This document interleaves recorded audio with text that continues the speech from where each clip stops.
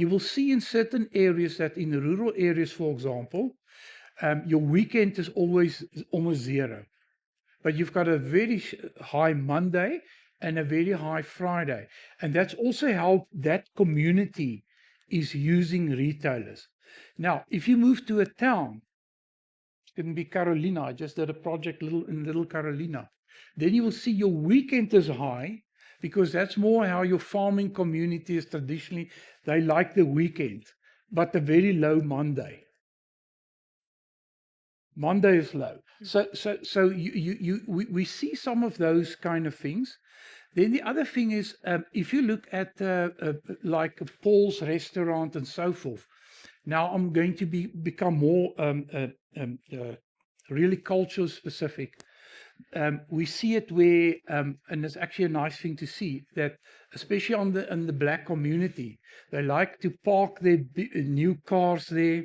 They like to, and the retailers start to pick up on those kind of trends as well. So they cater for them with outside parking. People want to see their cars. You must see car washes, the same thing.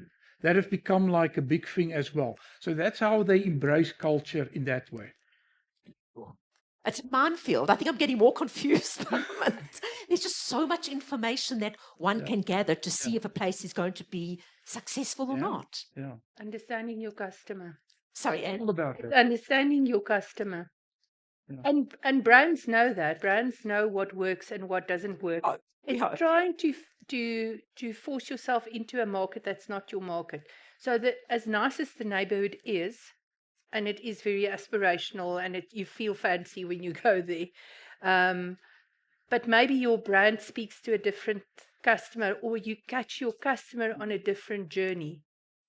You know, it might be an evening thing. It might be, you know, you go in a big group and it's more suited for small, intimate spaces. So it's and you guys know the answers. You know your customers, you know, the best. So it's really understanding that.